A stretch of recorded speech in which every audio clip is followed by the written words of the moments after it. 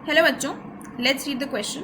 Question कहता है carbon monoxide acts as a Lewis base because it has options हैं double bond between carbon and oxygen atoms, a triple bond between CNO atoms, a lone pair of electrons on the C atom, 2 lone pairs of electrons on the oxygen atom. ठीक है, 4 options हैं आपके पास।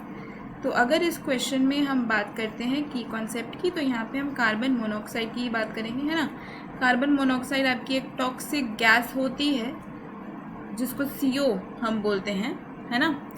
तो अगर इसका structure हम देखें तो उसी से हमारा इस क्वेश्चन का आंसर निकल आएगा। तो कार्बन मोनोऑक्साइड में क्या होता है, देखो कार्बन के पास तो 4 ही इलेक्ट्रॉन्स होते हैं, है ना, और ऑक्सीजन के पास होते हैं 6,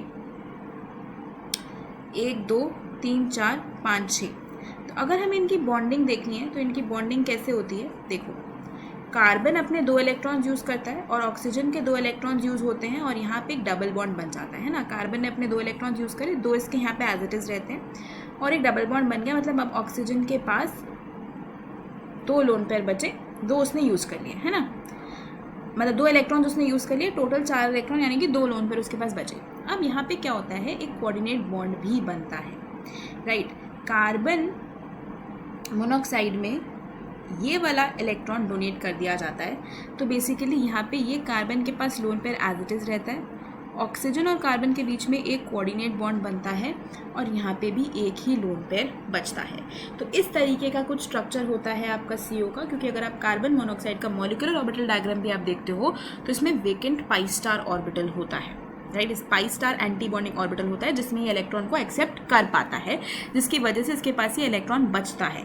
तो ये जो इलेक्ट्रॉन इसके पास बच रहा है, ये इलेक्ट्रॉन पेयर ये डोनेट कर सकता है, और अगर ये इलेक्ट्रॉन पेयर को डोनेट कर रहा है तो मतलब ये एक ल्यूइस बेस की तरह एक्ट करेगा, ठीक है ना। तो यहाँ पे हमारा की कॉन्सेप्ट ल्यूइस बेस भी हो सकता है। ल्यूइस बेस क्या होता है, जो डोनेशन ऑफ इलेक्ट्रॉन पेयर करे, है ना। अगर कोई atom donation of electron pair कर रही है, जैसे आपके पास एक कॉमन एग्जांपल होता है अमोनिया का, जिसके पास एक लोन पेयर ऑफ इलेक्ट्रॉन होता है, ये डोनेट कर पाता है, तो जो इलेक्ट्रॉन पेयर डोनेट करता है वो ल्यूइस बेस है, जो इलेक्ट्रॉन पेयर एक्सेप्ट करता है वो ल्यूइस एसिड है।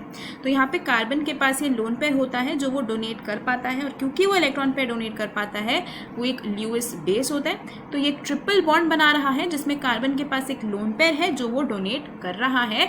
तो इस क्वेश्चन का जो आंसर है वो ऑप्शन C हो जाएगा, that there is a lone pair of electron on the carbon atom, जिसकी वजह से डोनेशन हो रही है और डोनेशन होने की वजह से it is acting as a Lewis base. तो अगर इस क्वेश्चन का हम आंसर देखेंगे तो आंसर हो जाएगा यहाँ पे option C। Hope you understood it well, best of luck.